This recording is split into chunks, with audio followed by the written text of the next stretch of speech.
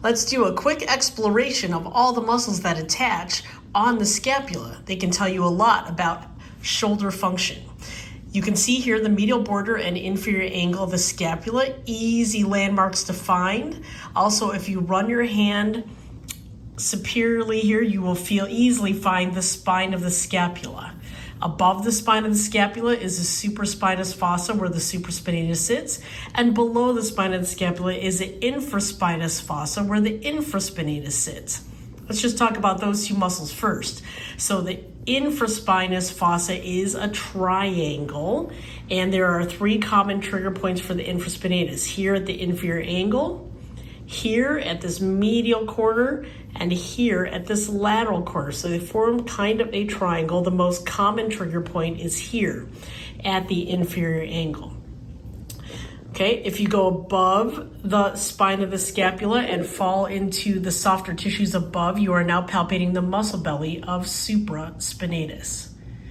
Okay, not commonly tender up here, but we're going to find some other things on the spine of the scapula that are tender.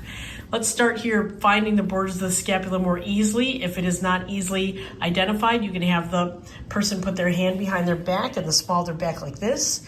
This helps protrude the medial border and inferior angle of the scapula. Here on the medial border, we have rhomboid major. If you just run your finger up this edge, then rhomboid minor, and then the spine of the scapula, and above the spine of the scapula is levator scapula. So on the medial border, rhomboid major, rhomboid minor, and then levator scapula, which runs up to the neck, a commonly trigger pointed muscle from the medial border of the scapula. Coming back down to the inferior angle, right at the tip is latissimus dorsi. The latissimus dorsi does not attach there, but it wraps around this inferior angle on its way to the intertubercular groove on the front of the humerus. So kind of dives in here. Coming from the latissimus dorsi, as we head up, we have another major and minor. It's teres major, inferior portion of that lateral border of the scapula. Then teres minor, which takes up a larger portion.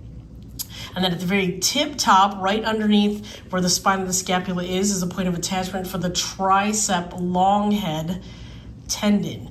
It attaches at the inferior pole of the glenoid fossa, which is of course part of the scapula. So again, on the lateral side, we have latissimus dorsi on the tip, teres major, teres minor, and then the long head tricep tendon.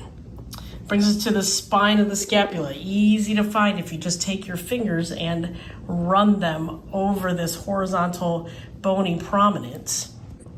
Interestingly enough, if you run your fingers on the lower ridge of that, you are palpating the origin of the deltoid, posterior deltoid specifically. If you're here, that deltoid, of course, attaches to the deltoid tuberosity here on the humerus. But this underneath that bottom ridge of the scapula is the deltoid. And then if you go on the superior ridge of the scapula, you are actually touching the point of attachment for the upper trapezius muscle.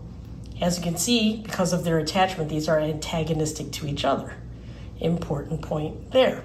And then, of course, if you continue superiorly, you're in the very common upper trapezius trigger point.